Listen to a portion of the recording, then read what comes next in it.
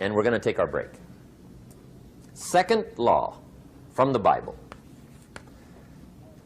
This one we've heard since we were small, I'm sure. It's called the law of sowing and reaping. In fact, we've probably heard it so often we could quote it. It says, whatever you sow, what? You shall reap. Fairly blunt, hopefully clear. Here's my first suggestion on the law of sowing and reaping.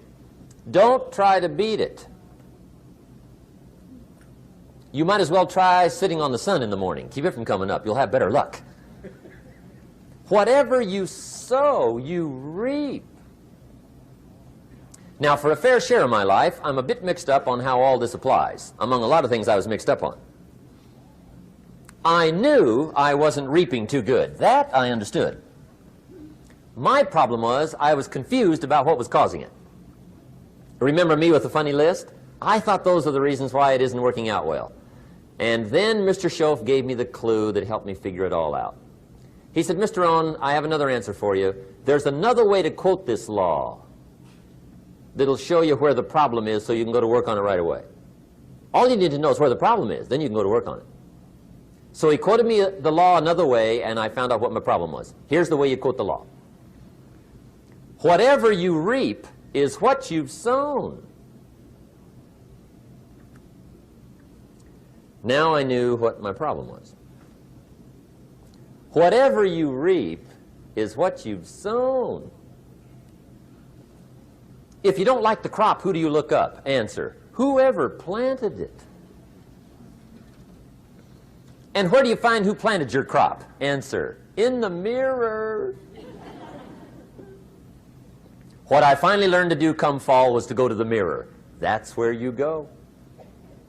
And if necessary, you say, a few skinny carrots? I got to be unimpressed.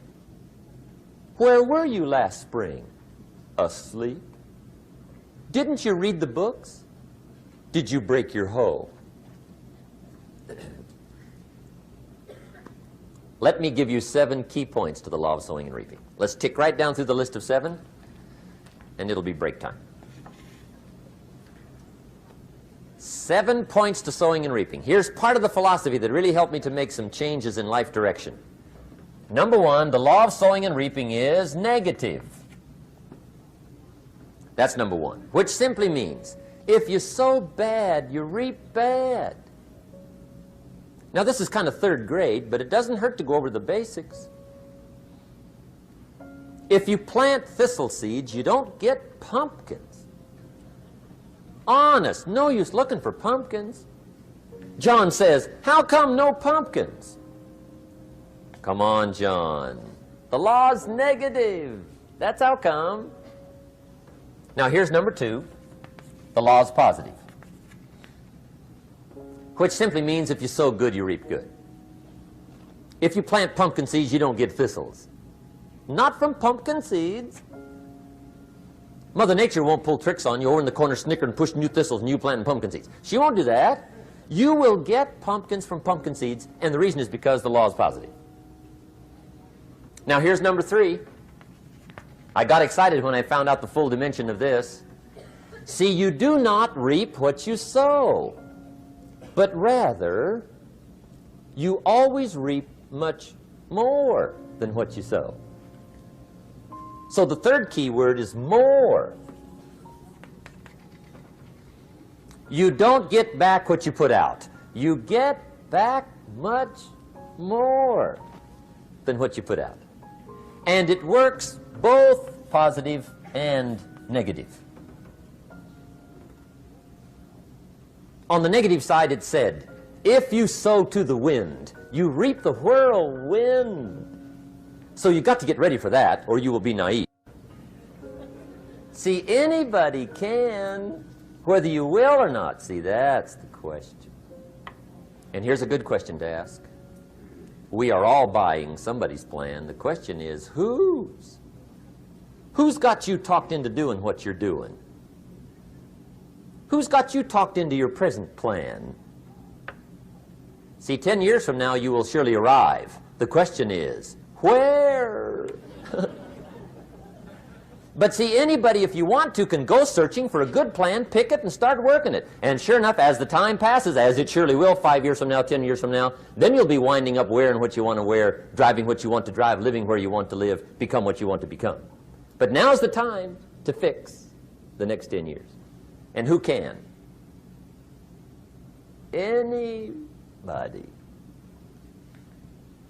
Here's number 6.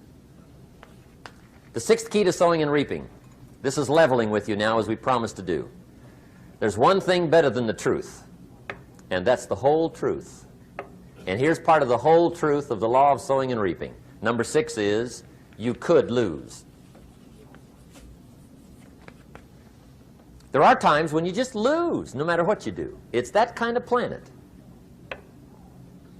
You reap what you sow. Yes, but...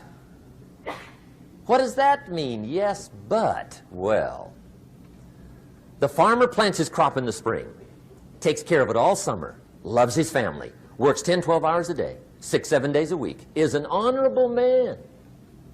Come fall, he's got a beautiful crop, and he deserves every bit of it. But the day before he sends the combines into the field, a hailstorm comes along and beats it all in the ground, which means you lose. Somebody says, well, what did he do wrong? Answer, nothing. It's just that kind of planet. Sometimes it's going to hail on your crop and rain on your parade, so you got to get ready for that or you will be naive. That's just part of the life arrangement. And don't press me why. I was not in on some of the original decisions here, so I don't know how it got set up.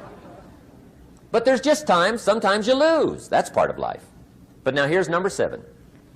The 7th key to sowing and reaping.